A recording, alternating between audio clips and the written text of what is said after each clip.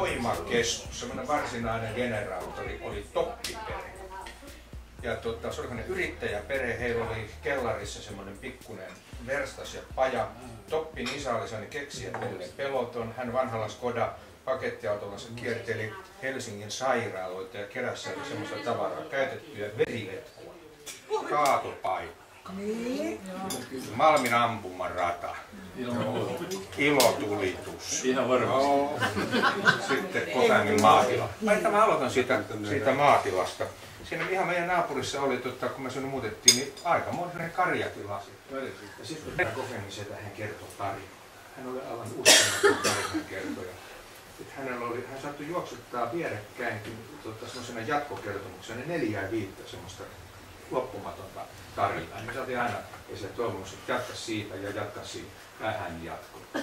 Ja hienosti juoksutti sitä tarinaa. Etenkin mulla on jäänyt mieleen aina ne hänen seikkailut. Hän kertoo omista seikkailuksistaan Villissä lännessä. Ja sitten kerran mun vanhemmat, mä sain sydänhalvauksen, kun Roima katsoi pihalta ikkunasta sisään ja se pelässä oli sitten mun 6-vuotias kariveli, joka on saanut lähteä ratsastelemaan sillä hevosella. Varsinaisia juhlahetkiä oli sitten kerran tai 2 asioita ja kävi itse asiassa navetassa. Sitä jostain syystä kutsuttiin nimellä assistentti. Kun assistentti tuli käymään, niin sen jälkeen sitten tällä tilanhoitajalla tai omistajalla oli velvollisuus viedä assistentin tavarat eteenpäin seuraavaan pisteeseen. Ei ollut silloin autoja se eläinlääkärin käytössä tai sitten käytössä, vaan seuraavat pisteet oli joko Westerkullan kartano tai Nursion kartano.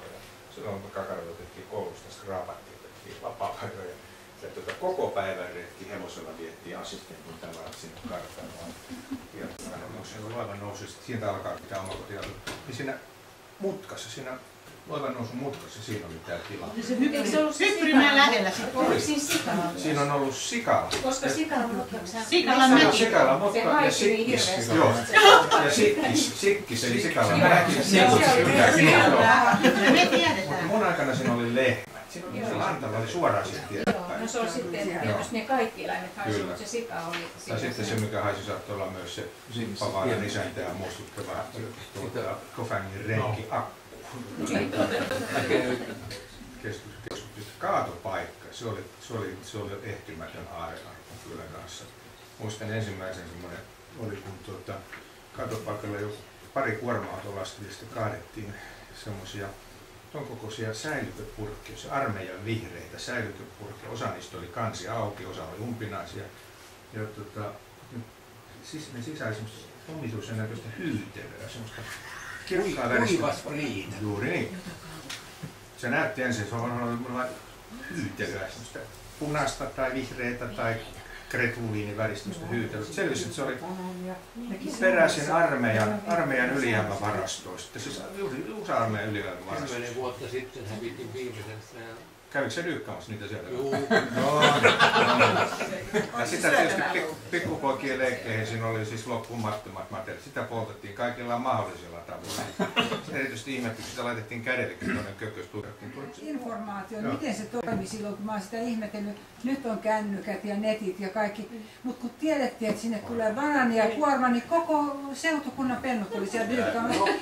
Se digikaadetaan päälle, että mistä se tieto tuli niin äkkiä. Mä muistan, kun pikajuoksijat juoksi. mulla on ikuisiksi ajakseni mielessä ennenkin kuva, kun Henellin isäpappa oli käynyt. Sellainen jättiläismäinen, sellainen valtava banaaniterkku. Naama onnellisessa hymyssä. Se oli ihan niin kuin suoraan banaania lastaan ja laulusta tämä kohtaus. Siellähän levitettiin näiden hedelmien päällä sellaista myrkkyainetta, mustaa tervaa. Jotain sellaista jäteöljyä sinne. Öljyä, jäteöljyä. Sitä piti varoa, ettei se sotkenut itseään. Huomasin, että muidenkin kulmakuntien ja poikien elämässä on aika paljon pyörinyt erilaisten paukkujen ja pommien parissa. Ja se on meidänkin pääasiallinen harrastus, kyllä täytyy myöntää. Ja se ilotulituksen se kaatopaikka tai semmoinen tunkio, se tarvitsisi loppumattomat raaka-aineita. Kerran siinä oli ilmastunut, että suurin määrä tämmöisiä palopuistoja ammuksi koko tien.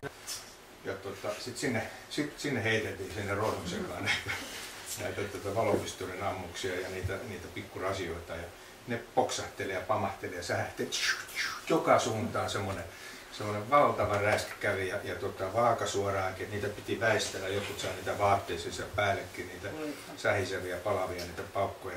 Ja sitten sen ympärillä me tanssittiin ja kiljuttiin. Ja se oli semmoinen suunnaton noita tanssi, semmoinen mikä luojan parhaus meillä oli. Kukaan ei meidän porukasta ei menettänyt yhtään sormia, ei silmäänsä, ei henkeä, en tiedä mikä meitä varili, mutta näin vaan oli. Ja mun veli menettyi tästä. Sitten se kaivoi aina pikkusen. Kattokaa, osaatteko te kaivaa enää näin. Kun sormella vaikuttaa. Semmoista varastorakennusta. Semmoiset 50 metriä pitkät, semmoiset oikein suuret, ja niissä oli isot liukuovet oli siinä edessä, ja aina silloin tällöin siitä ajoi kuorma-auto siihen eteen, ja sinne lastattiin jotain tai sinne sisään, ja meidän mielikuvitusta kovasti kiutti, että mitä tuolla sisällä. Ruumishuone. No, ei voida varsinaisesti sanoa, että me oltaisiin murtauduttu sinne sisään, koska ei tarvinnut murtaa mitään rikki, kun sitten selvisi, että havaittiin sitten, että niiden liukuovien alla, niin siellä oli hyvinkin ton verran semmoista niin kuin tyhjää tilaa, että sieltä pääsi pikkupojat niin kuin hyvin luikertelemaan sinne sisään. Siellä oli valtava määrä tuommoista sotilasrekvisittaa, siis sotilasasuja, kypäriä, kenttälapioita, reppuja, leipälaukkuja, usakoita, saappaita, kaikkea tämmöistä.